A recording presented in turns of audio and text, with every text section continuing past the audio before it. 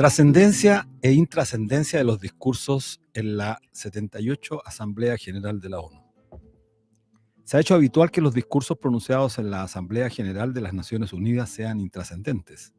La mayor parte de ellos se pronuncian ante auditorios completamente vacíos, pues la verdad, ¿a quién importan? Generalmente son discursos referidos a lugares comunes, insustanciales y por lo general acordes y en sintonía con lo que desea el poder dominante que, de paso, devela la poca solidez y consistencia de quienes ostentan en la actualidad los cargos de jefe de Estado. Son las marionetas del imperio. Este año, sin embargo, en la 78ª Asamblea General de la ONU se ha producido una inflexión, un hecho inédito que la prensa no ha destacado o no ha advertido lo suficiente, o derechamente ha buscado invisibilizar para que el protagonista de este relato sencillamente no llame la atención sobre los contenidos de su alocución. Y es que Gustavo Petro, presidente de Colombia, se dirigió a la Asamblea con un discurso convincente e interpelativo. Partió señalando, comillas, que este año ha sido un tiempo de derrota de los gobiernos, de derrota de la humanidad. Ello en clara alusión a que la guerra se ha impuesto sobre la paz. Continuó señalando, comillas, ha crecido el éxodo en las fronteras, han puesto perros a correr tras los migrantes, han puesto gente a caballos a perseguir con látigos en la mano, con cepos y cadenas, han construido cárceles.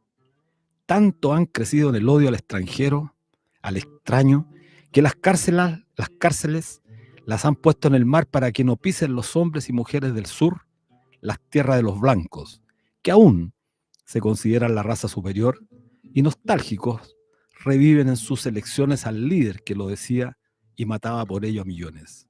Cierre de comillas.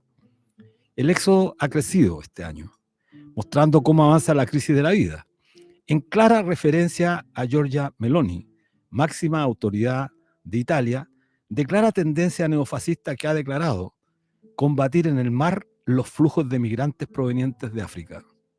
No conforme con denunciar estos atropellos, Gustavo Petro, en abierta contraposición a los países de la OTAN, señaló, comillas, nos han convocado a la guerra.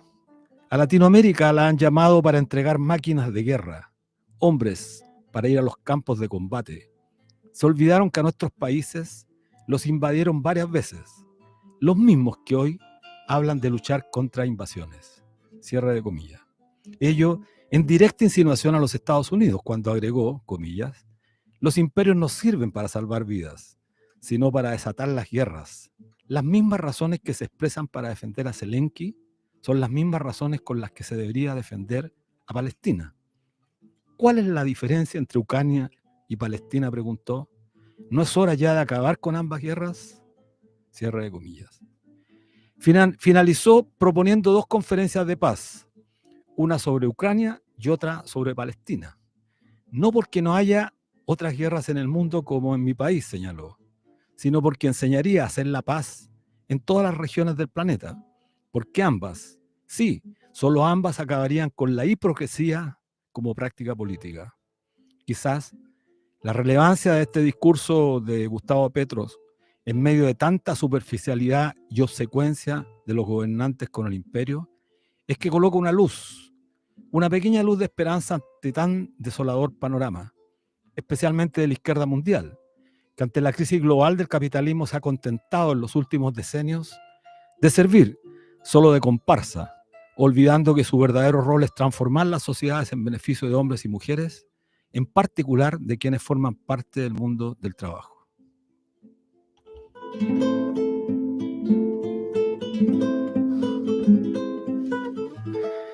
Hola amigos, amigas, ¿cómo están? Como todos los días viernes en un nuevo programa de debate social en la radio que piensa, en la Radio Universidad de Chile, en el 102.5 FM del dial y a través de nuestra señal online @.canal, bajo la dirección de la periodista Ana Mugasáez, en las redes de Javier Márquez y en los controles nuestro amigo Patricio.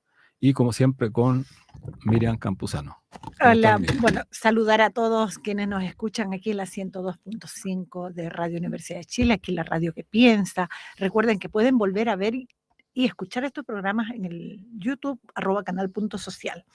Sí, pues sin duda en el Congreso de la ONU, al cual también está el presidente Gabriel Boric participando, uno de los discursos más potentes que se escuchó y que representó, yo creo, a las mayorías, a las clases trabajadoras y la realidad de lo que viven las mayorías en los diversos países, fue el discurso del presidente Petro de Colombia, que aún con el desaire que se le hizo de que cuando salió Joe Biden salió casi la mayoría, y que tuve así viendo minuciosamente que era como irónico, los que se salieron con Biden, la mayoría eran morenos. Yo no sé si tú te diste cuenta de ese detalle. Era gente de color, pero sin embargo estaba como adoctrinado a defender el Sí, imperialismo, el capitalismo, a lo mejor fueron criados, nacidos, y que también hay raza morena allá, y lo que decía era verdadero. O sea, siento que los presidentes debieron haberse remecido en las conciencias, los que tuvieron la valentía al menos de escucharlo, o el respeto por escucharlo, aunque después les vaya a faltar quizás la fuerza necesaria como para unirse a él, que es lo que va a pasar, yo creo, porque como él mismo recordó el discurso anterior, del cual nada se hizo ni nada quedó, y nuevamente ahora hacían todo el montaje de hacer esta nueva reunión donde fue invitado también Zelensky. sí, guardando las proporciones, me recordó el famoso discurso de Salvador Allende hace 50 años atrás, en un contexto absolutamente distinto. Eso hay que tenerlo presente, donde la izquierda a nivel planetario jugaba un rol determinante, importante, porque disputaba, quería cambiar el mundo. Y hoy día no, hoy día no ocurre eso. Esta izquierda es una izquierda que acompaña el modelo, acompaña a los grandes, yo diría, organismos multilaterales, acompaña a la OTAN. Entonces, este discurso en este contexto parece tremendamente relevante porque efectivamente coloca temas que no son parte del debate permanente. ¿Mm? Es decir, en los propios Estados Unidos, en la sede de la ONU, no debe haber ninguna confianza en que el imperialismo vaya a resolver la guerra, sino por el contrario, es agudizarla. Bueno, ese es ya un concepto tremendamente importante que hace reflexionar y además, yo creo que como dices tú, interpela a los demás gobernantes de la región, particularmente de América Latina, para que se la jueguen a fondo por la paz. La paz no es una mera consigna, eh, yo diría, de la coyuntura. Los pueblos eh, del sur particularmente, que son quienes colocan la mayor parte de las víctimas en la guerra, son quienes tienen que justamente jugar un rol de oponerse. Y cuando Petro dice que, bueno, es importante, interpela la conferencia de la ONU, hacer una conferencia por la paz en el tema de Ucrania y Rusia, y también de Palestina, creo que es relevante. Y me pareció esa frase importante para develar la hipocresía de aquellos que llaman a la paz, pero al mismo tiempo están desarrollando la fuerte industria armamentista. Y otra de las grandes verdades que dijo es respecto también de la epidemia de las drogas. Dijo que cómo nos involucraron a perseguir a los consumidores de marihuana, de coca en los países andinos, y que eran las mafias. Y ahora el capitalismo lo único que trajo a Estados Unidos es la pérdida de tantos miles de norteamericanos y canadienses también que ahora están en las garras del fentanilo, y que es Así la es, epidemia de sí, cómo la juventud se está masacrando por el régimen, y que el régimen capitalista es depredador en todo sentido, en el medio ambiente, en el medio económico, social, de salud, porque todo es negocio. Y eso es lo que debería de prevalecer también en el foco, en los ojos de los gobernantes, que por algo fueron mandatados para ir a aquella. así es. Yo creo que por eso es importante, ya que la prensa poco cubre. Sí. Para decirlo claramente, en Chile no hay información, todo esto nos enteramos por las redes sociales y particularmente quienes a veces accedemos un poco a la prensa internacional, pero la gente común y corriente no tiene la posibilidad de escuchar otro discurso, con otro lenguaje, con otra acentuación. Y hay que reconocer que los colombianos sí que hablan bien nuestra lengua y por lo tanto es un momento interesante y invitar a nuestra auditoria a que escuchen ese tremendo discurso. Yo quería pasar a otro punto antes de ir con nuestros invitados.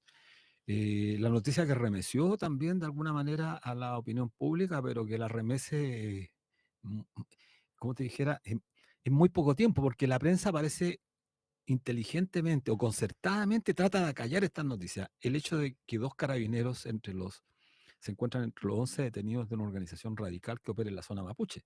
¿M? Sí. Esto es francamente increíble y debiera tener al gobierno particularmente, al gobierno, más que a la derecha, si la derecha está absolutamente comprometida con estas prácticas, pero al gobierno hoy día jugando una estrategia fundamental en el plano comunicacional. O sea, todo lo que se imputó a la resistencia, las Quenche, imputándoles a distintos organismos mapuche vinculándonos con el terrorismo. Bueno, ahora todo esto se desmorona, se encuentran vínculos de estos carabineros, tanto uno en retiro como en el servicio activo, el otro, con sujetos vinculados al mundo empresarial. La Fiscalía y la Policía de Investigaciones, con apoyo de la Armada, han detenido este jueves a 11 personas, señalaba la prensa, vinculada a la resistencia mapuche Lafkenche, una organización radical y violenta que opera en la zona mapuche, en la llamada macrozona sur del país. Bueno, esta noticia, si bien es cierto, hoy día ya no la están dando, la gente la escuchó y crece, absolutamente crece la idea, la convicción de la ciudadanía que todos estos atentados no son más que atentados provocados por infiltrados en las filas del pueblo mapuche que buscan justamente aumentar la militarización en esta zona en beneficio, claro, de los sectores, yo diría, interesados. Y por lo tanto nos parece absolutamente grave que no haya una decisión enfática de parte del gobierno respecto a este tema. Y creo que eso es lo que debiéramos intentar interpelar para que se tomen decisiones. Esto además echa por tierra toda esta suerte de militarización, estos estados de emergencia, estos estados de excepción que se han instalado desde que prácticamente Boris llegó al poder. Y que se dice que es el terrorismo mapuche. Bueno, vi unas declaraciones del ministro Monsalve exigiendo que los 11 sean detenidos, no solo 5 de los 11 imputados, que es una investigación que viene hace más de un año, y que la prensa, como tú bien decías, no aborda, porque ¿cuál fue el tema del día hoy que pude quedar viendo un poco de tele? Era las manifestaciones del colegio del Borgoño, creo que era el colegio, Sí. y se centraron en eso, donde los estudiantes sí fueron conducidos a la comisaría por manifestarse, y estas personas que son agentes del Estado, porque el carabinero estaba retirado, pero fue recontratado como externo por la empresa Carabinero y era el que proveía las armas. Y el activo era el que daba los pitados de cuándo no iban a ver carabinero, cuándo lo sacaban y quedaba en libertad y qué fondo era el que. Entonces es gravísimo, porque debieran ser todos. Te apuesto que si hay con un trabajador común un incidente va preso, y porque ellos no pueden, van a quedar con reclusión. Sí, o sea, hace la algún tiempo diferencia de la atrás, justicia. hace algún tiempo atrás ya un ex capitán de Carabineros había denunciado en la sustracción de madera, que era la principal fuente de financiamiento de esta organización criminal, y que estaban involucrados Carabineros. Entonces, la ciudadanía tiene el legítimo derecho a preguntarse, bueno, ¿son solamente estos 2 carabineros los que están involucrados? ¿Serán estos 2? ¿No habrán oficiales? ¿No habrán otro tipo de involucrados en el tema? Bueno, deja planteado un interrogante muy grande, pero al mismo tiempo deja planteado un interrogante respecto de si es correcto seguir militarizando la zona de Gualmapu, porque en realidad lo que hemos presenciado es que esto ha sido nada más que un show. Así que bueno, es gravísimo. Bueno, vamos a una pausa, nos dicen. Estamos de vuelta en nuestro programa Debate Social en la 102.5, la radio que piensa. Les recordamos nuevamente volver a vernos en YouTube, @canal.social. Hoy nos acompañan 2 tremendos compañeros. Ella es Nicole Bravo, presidenta de la Federación de Sindicatos Cerrillos Maipú, y parte del equipo de la radio comunitaria Eduardo Miño. Por otra parte está Gonzalo Durán, gran invitado de este espacio muchas veces, investigador de Fundación Sol, economista doctorado en Alemania, especializado en negociación colectiva, a los cuales le damos la gran bienvenida y esperamos hacer una linda conversación. Sí, bueno, bienvenidos Nicole y Gonzalo. Muchas gracias. Entremos en materia inmediatamente, tenemos harto tiempo, así que esperemos que podamos conversar harto, así es. ¿Cómo a 50 años del golpe militar observan la situación de los y las trabajadoras? Ustedes dos, entiendo que no nacían aún, tienen menos de 50 años los dos, pero como actores vinculados al mundo del trabajo, conocen y pueden comparar el pasado con el presente de alguna manera por la historia, por sus relaciones con sus padres, sus amigos, etcétera. ¿Qué les evoca esta fecha? Partamos contigo, Nicole. Nicole, ¿te parece? Sí, claro. Bueno, difícil pregunta porque se vienen hartas sensaciones también con esto del golpe, mucho sufrimiento, mucho dolor. Significó la eliminación de los sindicatos, de la organización de la y los trabajadores, y que lamentablemente a 50 años esto se ha arrastrado hasta el día de hoy. Lamentablemente ahí con el plan laboral y todas estas cosas, ¿cierto?, que se han mantenido en el tiempo. Es difícil, ¿cierto? Y se ve la crisis sindical en nuestro país. O sea, estamos en un desmedro total entre el empresariado por acá, los trabajadores por acá, una desigualdad tremenda, profunda y que no cambia. O sea, después de 50 años es grave que eso no cambie. Entonces, si me preguntan cómo lo veo lamentablemente con esta mirada crítica, ¿cierto? Y que, bueno, no permite, bueno, Fundación Sol, de hecho, hace muy poco sacó unas cartillas diciendo que el 95% de las empresas en nuestro país no está sindicalizada, no tiene sindicato. De las grandes Entonces, empresas. eso nos muestra la gravedad de la situación a 50 años. Ahora, lo que tenemos que hacer es cambiarlo, por supuesto, porque ya 50 años es demasiado. Es un proceso muy largo y que ya hay que levantar la cabeza, ¿cierto? Y hay que comenzar a hacer cosas. Sabemos que por el lado de la institucionalidad está difícil, pero Vamos a ir a ese tema, Nicole. claro. Pero gracias por la reflexión y la respuesta, Gonzalo. ¿Qué te evoca a ti?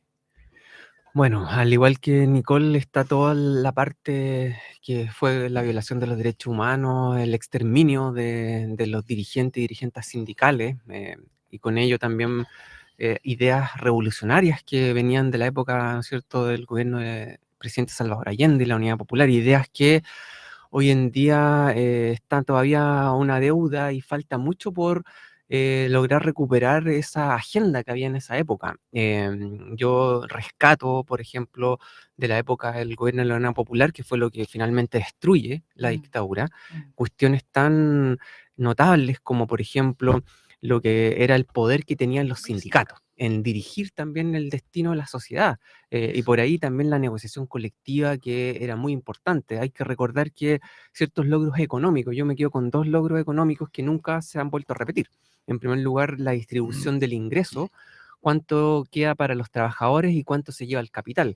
Subió la participación de los salarios hasta más de un 60%. Hoy en día la participación de los salarios en el PIB es solo un 40%. Entonces ese es un indicador que nunca más se volvió a repetir. Y por otro lado, lo que sucedía con el desempleo, que se llegó a niveles de 3,3%. Eso en economía se llama desempleo friccional. Es decir, que quien busca trabajo lo obtiene. Y si existe desempleo es simplemente porque lo está como cambiándose de pega, por así decirlo. Pero esos 2 logros sociales... Casi pleno empleo, claro. Casi pleno empleo. Son 2 logros sí. sociales importantísimos para la clase trabajadora. Ahora, lo que sucede en dictadura fue un proyecto de restauración de clase, como se dice, ¿no es cierto? Como los empresarios, al ver que la tasa de ganancia estaba disminuyendo, incorporan todos estos dispositivos, uno de ellos el plan laboral, como bien decía Nicole, y hoy en día tenemos una situación que está muy debilitada en torno a los sindicatos y obviamente hay un desafío ahí, ¿no es cierto?, Así es. por parte de las organizaciones sindicales. Bueno, tocaste un punto, Gonzalo, que uno de los aspectos más destacables efectivamente fue la participación salarial de los trabajadores en el Producto Interno Bruto en el periodo de la UP. ¿Cuál más o menos llegó a ser ese porcentaje que llegó a tener y cómo se logró? Bueno, ahí como lo mencionaba a la pasada, claro, llegó a ser más de un 60%. 60% para país como Chile es un porcentaje histórico, pero no digamos que es un porcentaje alto, porque si nosotros nos vamos a las sociedades, que hoy las sociedades europeas, por ejemplo, varios países como Alemania, Francia, ¿no es cierto? Todos esos países donde la negociación colectiva es muy alta, en realidad la participación de los salarios está en torno al 70-75% hoy en día. Entonces lo que sucedía con Chile es que estaba transitando hacia un sistema donde efectivamente los trabajadores iban a tener un rol protagónico en la economía. O sea, ese 60 podríamos decir que era el piso. al cual nosotros estábamos llegando. Y todo indicaba que, por ejemplo, si la tasa de sindicalización seguía subiendo, íbamos a llegar a esos niveles de porcentaje.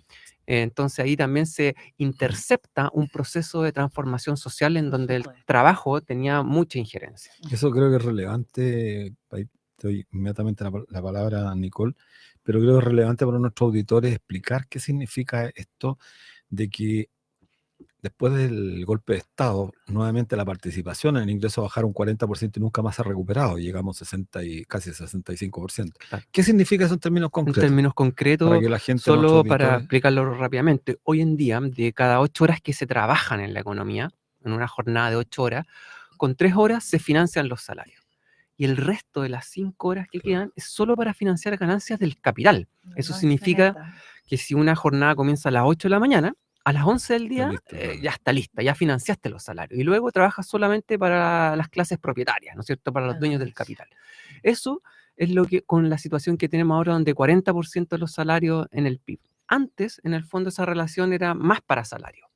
Y eso iba disminuyendo. O sea, cuando aumenta la participación salarial, en términos concretos, lo que pasa es que disminuye la explotación. Claro. Eso es lo que estamos hablando. Nicole, como presidente de la Federación de Sindicatos Cerrillos Maipú, FESICEM, ¿cuál ha sido o cuál es tu acercamiento a los acontecimientos de hace 50 años? Porque partimos con esta pregunta, pero sin embargo esto también tenemos que materializarlo, porque no es solamente discurso, no es retórica solamente. ¿Cuál es el relato que recibes de los trabajadores más antiguos tú en tu experiencia como sindicalista? Bueno, yo soy dirigente del sindicato Sintrac Democrático, esa es mi base, pero también, como decía, soy presidenta, la primera presidenta también de la Federación ahí Cerrillos Maipú. Muy importante. Sí. Y ha sido súper potente, porque Cerrillos Maipú fue el primer cordón industrial. Tiene una historia muy importante, sí. Entonces, el legado que tenemos ahí es tremendo. Tenemos todavía compañeros que sobrevivieron al golpe, trabajadores y trabajadoras que se organizaron. En las empresas, hay que reconocer, no sé, ahí en el Cerrillo Maipú antes estaba la INSA, que después, pasó a Goodyear, ¿no? Después del golpe. Una gran huelga Perlac, después de la dictadura. sí, una gran huelga en la dictadura, ellos con Nilinsa, que era la misma empresa, tenían grandes huelgas. Perlac, una empresa pero importantísima que hubo en el cordón Cerrillos Maipú, ellos hacían alimentos. Ellos se tomaron la primera empresa, Perlac. Que esa es la diferencia también hoy día con los trabajadores, que los trabajadores en ese momento se proponían también el poder. Hoy día no, pasa un tema peticionista, ¿cierto? De los sueldos, de los salarios, de las condiciones, pero en ese momento era otra la propuesta de los trabajadores y se proponían el poder. Pues. Y ellos se tomaron la primera empresa, la hicieron funcionar, la administraron. La mayoría en Perlac eran mujeres. Eran 70% mujeres. Ellas defendieron la fábrica, la empresa, y además inventaron un nuevo producto que era la sopa, porque había mucha desnutrición para los niños. Inventaron la sopita nutritiva para los niños proletarios, pues, la WIC. Entonces, claro que hay mucha historia. Claro que hay mucho de lo que pasó que hoy día nosotros lo mantenemos. De hecho, en la Federación, ahora a los 50 años, hicimos una exposición con fotografías, con imágenes de los cordones industriales, del cordón Cerrillo Maipú, de Perlac, de INSA, de la SIC, que también sacaron línea de producción, que también fueron a destruir. Entonces, pero más allá de eso, del dolor que sabemos y de todo lo que pasó, es también relevar y mostrar todo lo que los trabajadores y las trabajadoras podemos llegar a hacer con unión, ¿cierto? Organización. Así es que ellos lograron construir muchas cosas, sacaron además nuevos productos que siempre tratan de ponerle la pata encima a la historia de los trabajadores y decir que finalmente no funcionó, que se fue toda la punta del cerro con la administración de los trabajadores y no fue así. Así que claro que tenemos muchísimo ahí historia, tenemos harta herencia y que, no es una historia que pasó y que se olvida, sino que es tangible, que todavía de hecho hay una organización de adultos mayores de INSA, de Goodyear, que ellos siguen participando, que van a sacar un libro, es una historia viva, muy importante lo que dice Nicole, porque efectivamente además carga sobre tus hombros una tremenda responsabilidad, que justamente el cordón Cerrillo Maipú fue muy importante y el nombre de tu federación lleva ese mismo nombre. Mira, para pasar a otro tema que está de alguna manera vinculado, el plan laboral de la dictadura del año 79 para nuestros auditores, que fue un año antes, bajo la dictadura, pero siendo ministro del Trabajo José Piñera, un año antes de que se aprobara la Constitución y que se promulgara el decreto ley en el mes de noviembre, el decreto ley 3500, que acabó con las cajas de previsión, acabó con la seguridad social. Sí.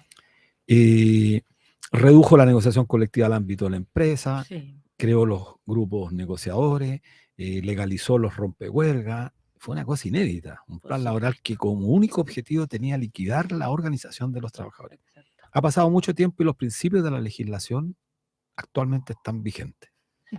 ¿Cómo se imaginan una sociedad en que los derechos del trabajo puedan ejercitarse verdaderamente con este plan laboral? Tú, por favor, Gonzalo. Sí, bueno, efectivamente este plan laboral del año 79, ya 44 años, es un plan que le dio todas las garantías, en el fondo le limpió el camino a las empresas para que pudieran seguir su proceso de acumulación capitalista. Recuperar las tasas de ganancia, aumentando la explotación laboral, y eso ha traído consecuencias, sobre todo, por ejemplo, desde el punto de vista de los salarios. Hoy en día, la última encuesta CACEN 22 nos dice que 50% de las y los trabajadores gana menos de 500.000 pesos líquidos. Con eso no es difícil imaginarse que más de 11 millones de personas estén endeudadas, 4,4 millones de personas no puedan pagar esas deudas, son morosas. Y eso genera esa bicicleta que también disciplina de algún modo a la fuerza de trabajo, que en esa disciplina uno puede ver la situación de que, mejor no voto la huelga porque después a fin de mes puedo tener problemas. Y eso le permite que la maquinaria capitalista pueda seguir acumulando. Entonces, sin duda que una manera de lograr un mejor vivir es derribando los pilares que sostienen ese plan laboral. Y uno de esos pilares es la negociación colectiva a nivel de empresa. Entonces, es fundamental que nosotros podamos avanzar a lograr una negociación colectiva más allá de la empresa, una negociación colectiva por rama de actividad económica, en la cual la clase trabajadora pueda conquistar derechos que sean para todos los trabajadores. Eso es como un paso mínimo que los trabajadores y trabajadoras en el fondo necesitan para poder lograr una sociedad de un mejor vivir. Sí, así es. Bueno, en esa tarea está un grupo pequeño de trabajadores que formó ASTRA, la Asociación de Sindicatos de Trabajadores Autónomos, queriendo dar un pie adelante antes de salir con una propuesta para la negociación ramal que se viene para el próximo año, si es que llega a ver la luz la tremenda reforma de pensiones que insiste el gobierno y que de tremenda no tiene nada para nosotros, solo para las FP. Pero bueno, esperamos que nos organicemos mejor. Y referente a esto, en estos días Fundación Sol se refirió a dos importantes temas: la jornada laboral de las 40 horas, que salió con un ensayo, la ilusión de acuerdos igualitarios entre la clase trabajadora y la patronal, que revela que solo el 42% del total de personas ocupadas se verá afectada de forma directa la política de la reducción de la jornada laboral y el sueldo mínimo versus la línea de la pobreza. Y yo te digo que, como yo también soy dirigente de Walmart, cada vez la jornada de 45 horas, las empresas las están contratando menos.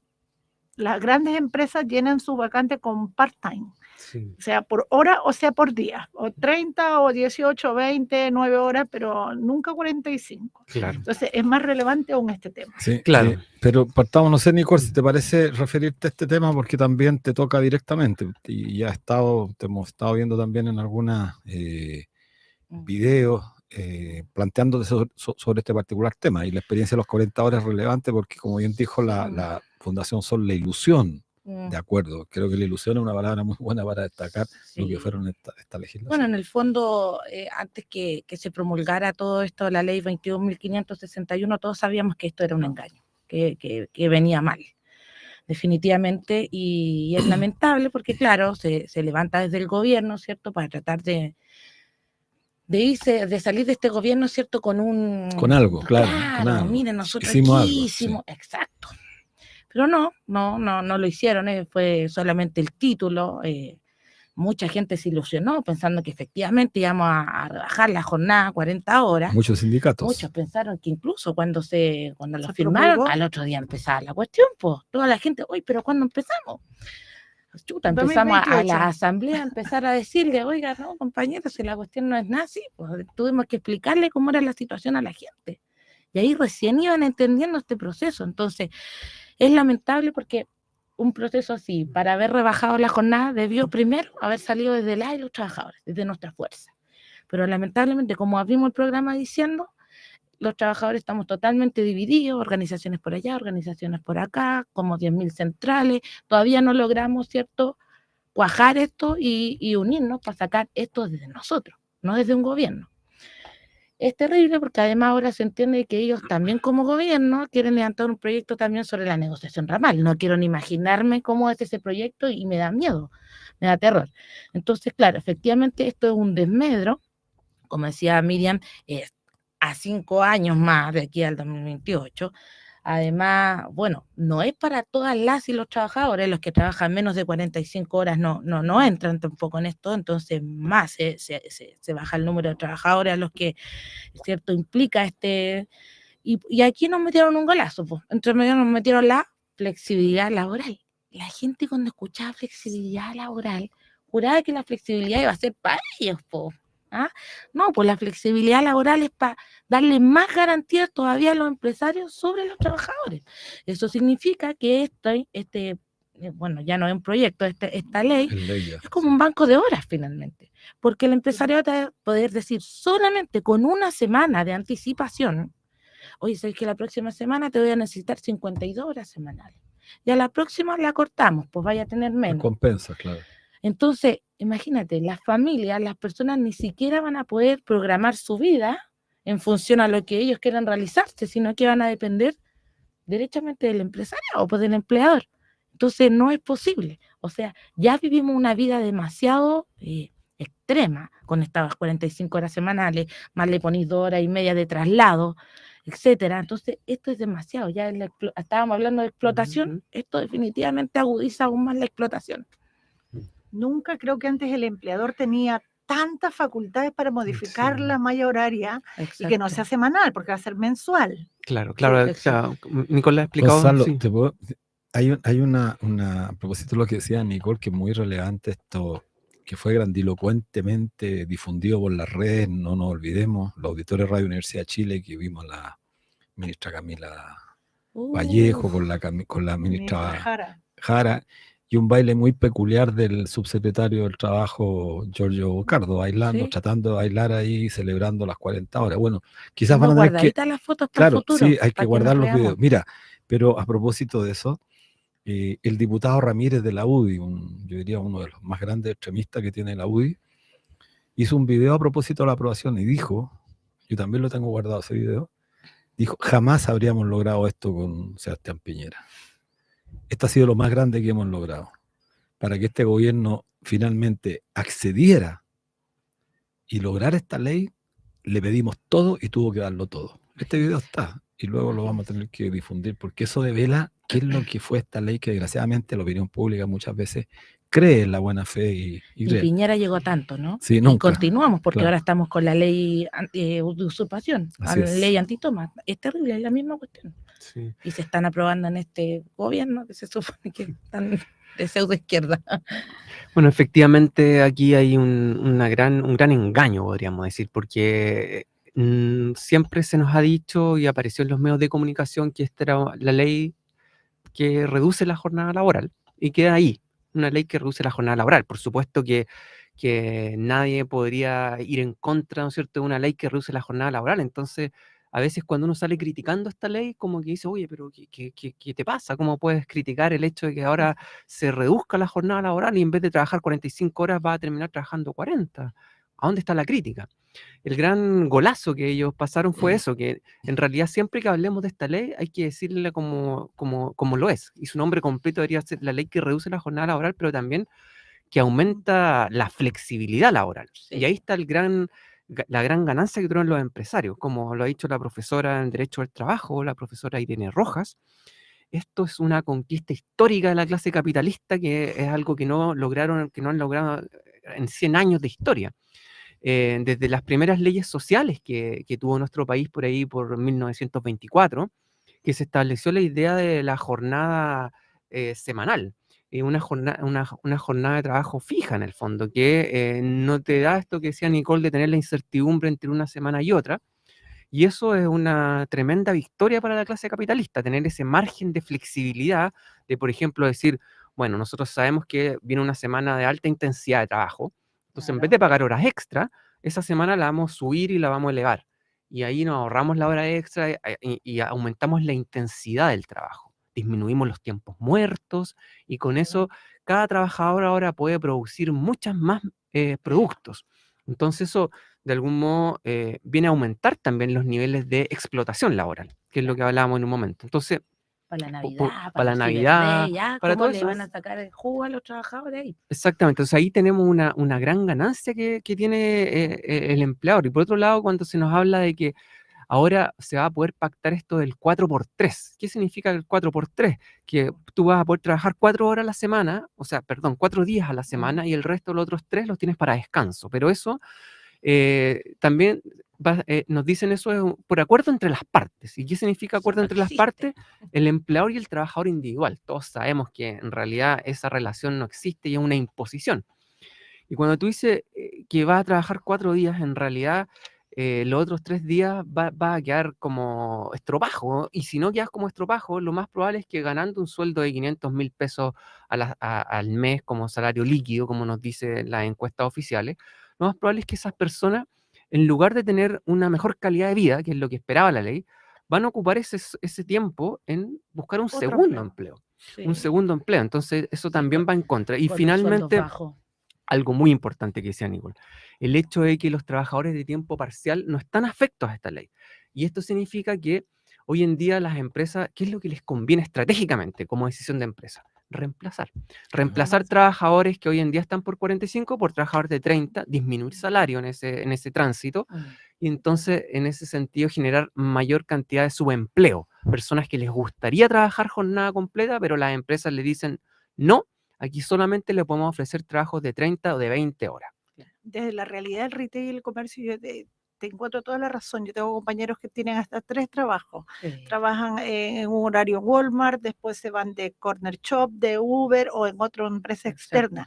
Y lo de la subcontratación está muy fuerte porque cada vez la contratación en el holding es menos y tienen 3, 4 empresas Sí. de recursos humanos que les paga por el día. Se liberan todos los pagos que eso conlleva, fueron maternales, licencia, antigüedad y todo. Entonces, es una ley Jardín hecha a la infantil. medida.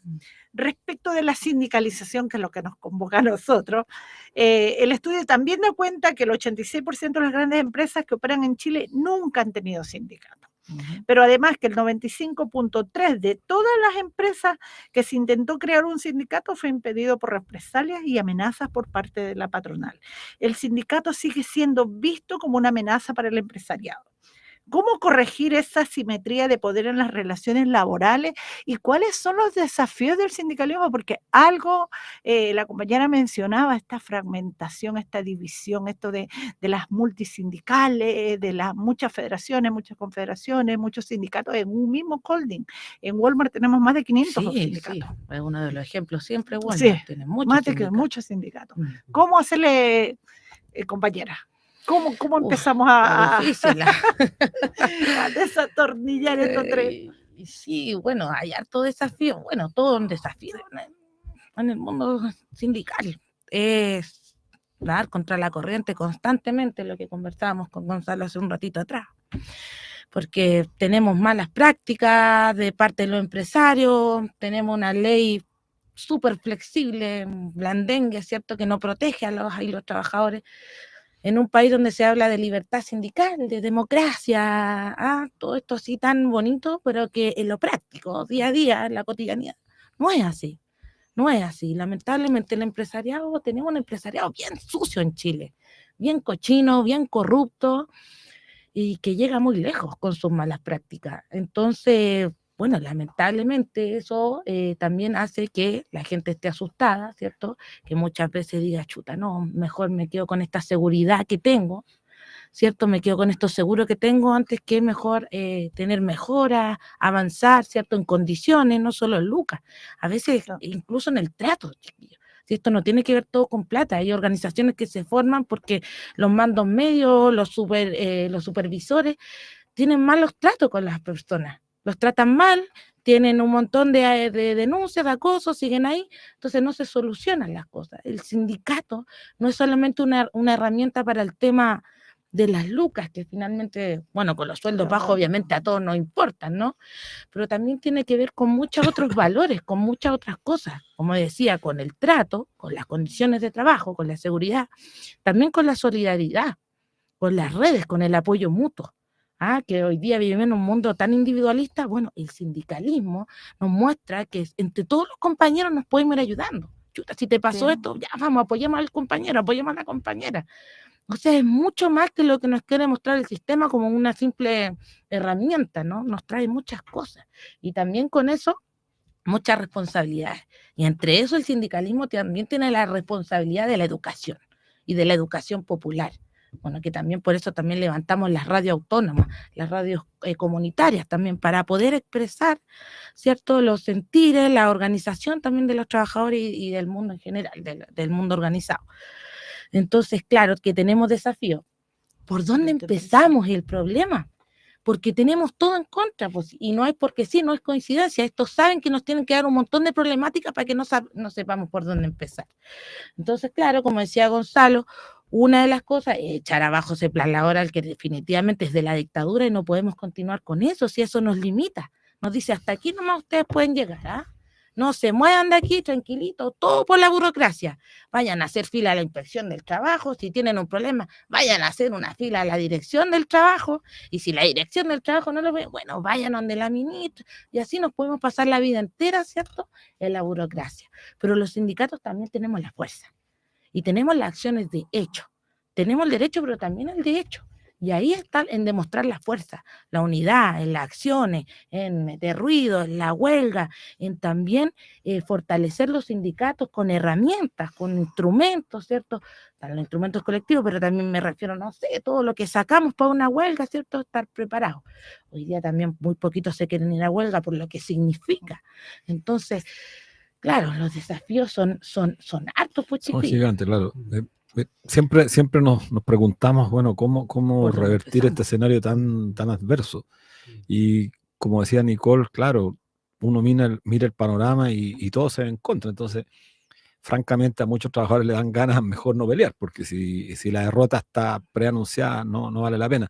Pero hay que decirle a la gente, a los trabajadores, a No las todo es derrota. trabajadoras, que siempre ha sido así, siempre ha sido Sí. complejo, difícil, y sin embargo los trabajadores a lo largo de la historia han logrado muchas cosas. Bueno, de hecho, en la década del 20, del siglo pasado, logramos muchas de las conquistas que dieron inicio a la seguridad social, que desgraciadamente las perdimos en la dictadura.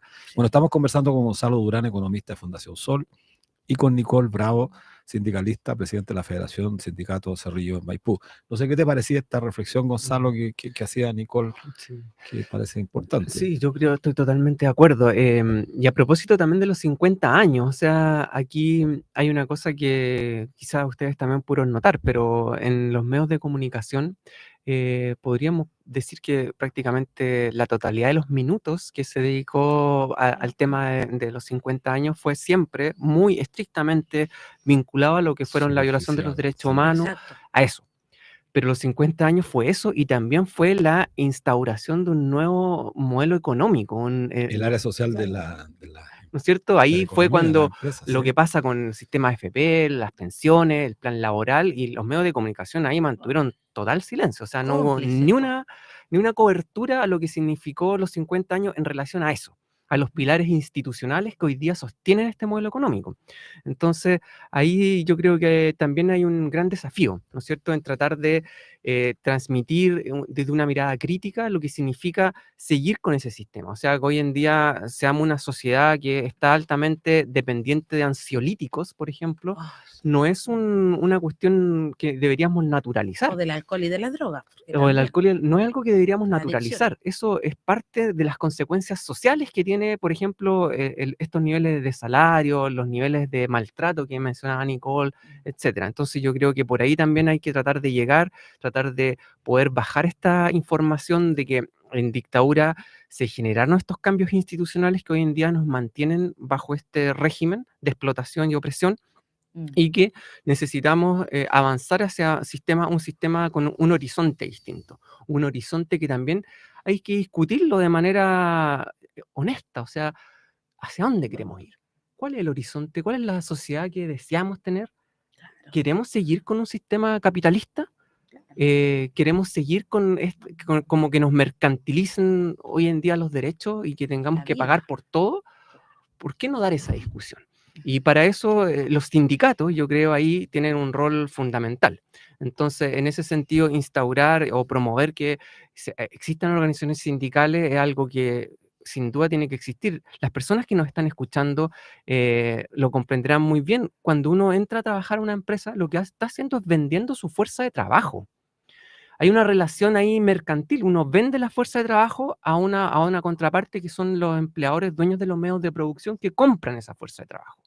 Ahí nunca va a haber una relación entre iguales y por lo tanto, si no existe el sindicato, es obvio que ahí los niveles de explotación y los Son niveles de peores. abuso van a ser muy altos y por lo tanto es muy importante que las personas que hoy día no están escuchando y que no participan en un sindicato, ojalá que puedan ver que esa es una posibilidad que va a servir para tener una vida mejor.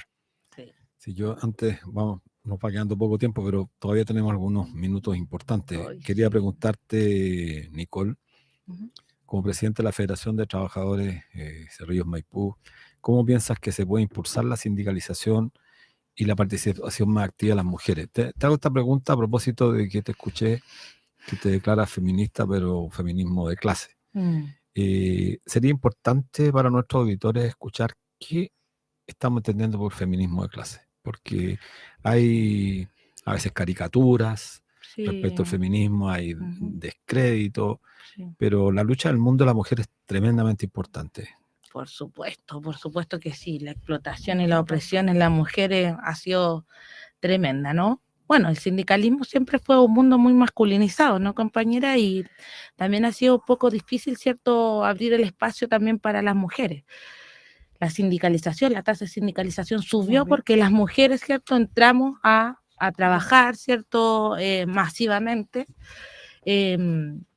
por sobre todo en las áreas de servicio, de cuidado, de educación, y que, pucha, se explota también lamentablemente porque a la mujer se le exige muchísimas cosas más, ¿no? Es como la multifuncionalidad, ¿no? Que usted lo sabe mucho ahí en el tema de los mercados, ¿no? Ya la mujer no hace lo mismo, sino que hace como 3 cosas más al mismo tiempo y pues la misma plata nomás, pues. Entonces, claro, y cuando hablamos, compañeros, del feminismo de clase, bueno, yo no soy una gran, no sé, pensadora ni súper, pero lo que le puedo decir es que, claro, uno con las organizaciones sociales, con las vecinas, con las organizaciones populares que se ha ido rociando, o sea, participando en conjunto, aprendiendo, vemos que, claro, que se habla de las cuotas de paridad, que se habla de la mujer, harto, cierto, que tenemos que, pero todo esto se habla por acá arriba, pues, ¿no? Las cuotas por acá, la paridad en la empresa, en los mandos, todo es por acá arriba. Pero las mujeres que estamos en la vida cotidiana, que hacemos, cierto, que no tenemos estas grandes puestos, ni cargos, ni, cierto, la vida no ha cambiado, pues continúa igual nomás, pues, con el machismo y con el patriarcado, en la misma situación, pues. Entonces, si usted me pregunta el feminismo tiene que ser de clase, pues, porque somos 3 veces más las compañeras, ¿cierto?, que somos de la mayoría, pucha, oprimidas y explotadas, pues, y con las faltas de respeto, ¿cierto?, en todo ámbito de nuestra sociedad. Entonces, es el feminismo de clase, pues no es lo mismo que el feminismo en general, sí, pues la gerenta va a explotar igual a otra mujer. Así es. Obvio. Oye, una última, Sí. nos queda un minuto. Gonzalo, quería una pregunta en breve tiempo. Las reflexiones sobre los criterios del gobierno está optando para llegar a un acuerdo a como dé lugar un poco lo que dijo la Nicole, que a cualquier precio sacaron esta reforma a las 40 horas. También hoy día la ministra está buscando un acuerdo. Dijeron clara y fuerte, dijo el presidente Boric, no más AFP, y ocurre que hoy día están entregando prácticamente 3 puntos más. ¿Qué te parece esto? Para ir finalizando. Es muy criticable porque lo que devela eso es como mantener un sistema en el cual hoy en día los fondos de pensiones son fondos de acumulación de capital.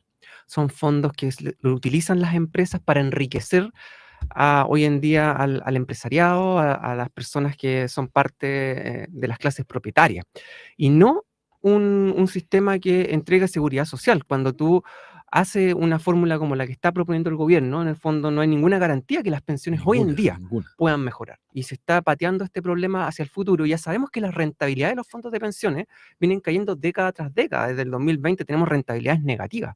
Por lo tanto, no hay ninguna seguridad. De hecho, todo lo contrario. La seguridad es que de aquí a los próximos 5 o 10 años, los fondos de pensiones van a ir disminuyendo. Y pasándoles más dinero. Y pasándole más dinero. Y el Estado va a hacerse cargo, como hoy día lo hace, del 85% de lo que es el pago de un sistema que está totalmente privatizado. Correcto. Bueno, saludamos a quienes han estado comentando en el chat, a Marcos Díaz por sus excelentes comentarios y a Mario Villanueva. Marcos Díaz dice, la precariedad del salario fue uno de los objetivos del golpe cívico-militar. Bueno, Así sí, es que muchas gracias, gracias. Nicole. Oye, En me el dan un YouTube, ¿sí? minutito antes de terminar, por favor, porque quería aprovechar de denunciar algunas cosas con respecto a lo mismo que estábamos hablando. Se constituyó el sindicato IKEA, que llegó aquí con bombo y platillo a nuestro país, los suecos, y hoy día los suecos resulta que ya están generando ciertas cosas en desmedro de los trabajadores, están tratando de eliminar el sindicato que se acaba de constituir en las bodegas de IKEA, con los derechos laborales que ellos tienen legítimamente, y hoy día ya IKEA, que bueno, es socio con Falabella, está agarrando estas malas prácticas, que en sus países por supuesto no las tienen, y acá las están haciendo, así que aprovechamos de denunciar a IKEA, que está, ¿cierto?, ahí como tratando de violar los derechos de los trabajadores, ¿cierto?, a organizarse y poder negociar. La Federación de Sindicatos está llevando todo el proceso, Mauricio Rojas está llevando el proceso junto a los compañeros que ya se constituyeron, así que vamos a hacer todo lo que tengamos en mano de derecho y hecho. Y también denunciar las prácticas que está teniendo la patronal en contra de los trabajadores, levantando, ¿cierto?, demandas de desafuero por práctica antisindical contra los sindicatos. Una cuestión que antes nunca se había visto. Así que también lo denunciamos porque hoy día hay compañeras del Banco Chile que están pasando por ese proceso, así que a ellos los saludamos y denunciamos esta mala práctica del Banco Chile en contra de la autonomía y la libertad sindical de las y los trabajadores y sus organizaciones. Así Todo como lo que está pasando con FENAS y PEC, que también están ahí, la patronal de Coca-Cola, persiguiéndolo. Así bueno, que da nuestra solidaridad para aquellos compañeros de trabajadores. Muchas Los gracias. esperamos Nos el vemos viernes a las 4 de la viernes. tarde. Gracias, Gracias. Gonzalo.